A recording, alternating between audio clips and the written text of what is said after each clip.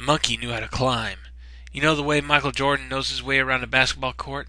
Or the way Christy Yamaguchi knows her way around the ice rink? That's how the monkey knew the trees. Okay, first, Jake goes to a concert with both Nine Inch Nails and Alanis Morissette, and now he's comparing a monkey to both Michael Jordan and Christy Yamaguchi. It's almost like Jake has a Dr. Jekyll and Mr. Hyde thing going on, with Dr. Jekyll being a normal boy his age, and Mr. Hyde being an Alanis Morissette listening, figure skate watching pussy. What? What is this? Where's my nostalgic... What? This isn't my music. Who switched out my music? Guys, I'm really starting to freak out here. Okay, who are you? Everybody get your partners. Wait a minute, listen to me. We're gonna have some fun. Everybody get your partner and get in one big circle. No. Get your partner and get in one circle. We'll have a little fun here. All of you non-dancers gonna have to step back a little bit. Okay, it's gotta be one of these buttons. I gotta press one. Yeah. Okay. Where's the remote? Where's the remote? Here's the remote.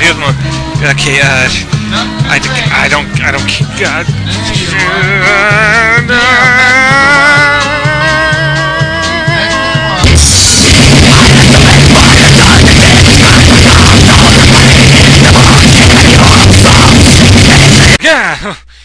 Yeah.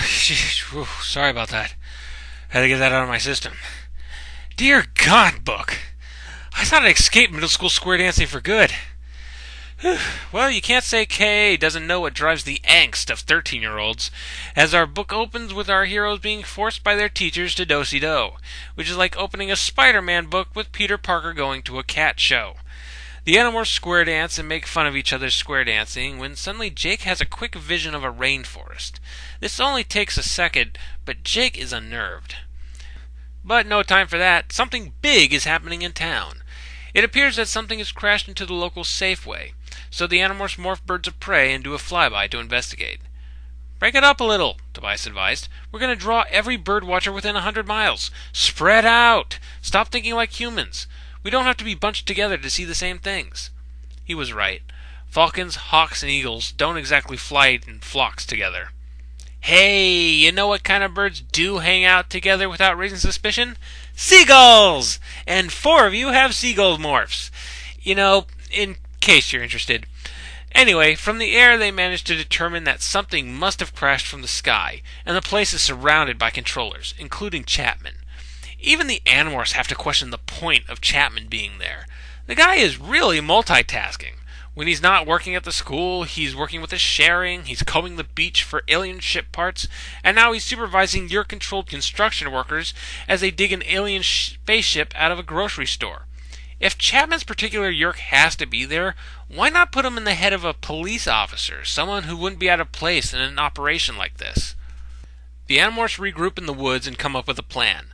The plan being to morph flies across the highway from a grocery store, fly across 4 lanes of traffic with the useless vision of compound eyes, and then kinda wing it from there.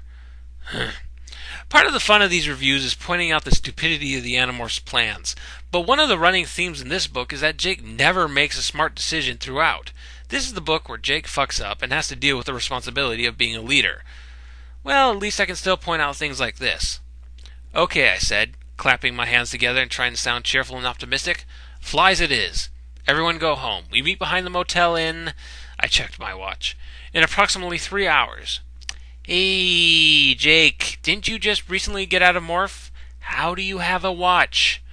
By the way, Jake continues to get these visions of the jungle and still won't tell anybody. In addition, we get the time at the beginning of each chapter. 122, 308, etc. Kind of like an early book version of 24. Tell me what the controller is!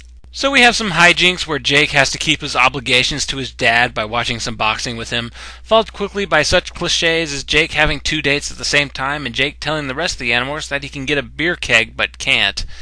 They meet up across the highway, more fly, fly across the freeway like dumbasses, and finally get to the store. They soon learn that it is a new prototype bug fighter that crashed into the store. All we ever learn about it is that it's faster and has more weapons, which is all fine and good, but I'd rather take the old-fashioned bug fighters. You know, the kind that don't crash. The Animorphs consider their options. Option A, take notes, realize that this place is too heavily guarded to successfully infiltrate, retreat, and decide if this is something worth pursuing further. Option B, we don't go steal this spaceship, yeehaw! So the Animorphs cause some ruckus and somehow manage to get into the thing, demorph, and turn it on. The plan is to fly it straight to Washington, D.C. and land it on the White House's lawn, something the Yeerks couldn't possibly cover up.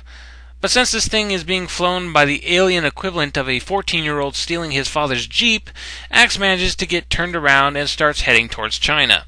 And they know if they go any further, they'll just get kicked out of the air by Jackie Chan. They turn around, but run into the Blade ship of all things. They can't outrun it, so the only option is to hope the prototype weaponry on this ship kicks ass. It doesn't. But in a moment of mind-boggling improbability, the laser beams from both ships, which if they're like real lasers at all is like infinitely thin, manages to hit each other straight on. And if there's one thing I learned from Ghostbusters, it's... Don't cross the streams. Why? It would be bad. I'm fuzzy on the whole good-bad thing. What do you mean bad? Try to imagine all life as you know it stopping instantaneously and every molecule in your body exploding at the speed of light. Total protonic reversal. All right, that's bad. Okay. All right, important safety tip. Thanks, Egon. So there's a big kaboom and both ships come tumbling down to Earth. I love this bit. "We're going down!" Rachel yelled. "Axe, Axe, we're going down!" Axe scrambled to his hooves and made his way back to the controls. "Too fast," he said. "We're going down too fast!" "Look!" Tobias cried. "Over there! To the left! We're not alone!" Tumbling down alongside us, just a mile away, was the Blade ship. It was twisting and twirling and falling, just like us. "Wait," Cassie said, sounding more confused than terrified. "It's daylight in the Western Hemisphere." Wow, way to stay on topic, Cassie. I bet if she was in the middle of a car crash, she'd be all, "Ah! Ah! Ah! Hey, when do the parks start planting red ferns? Ah! Ah!" Strike one, Cassie. So they crash into a rainforest and recollect themselves.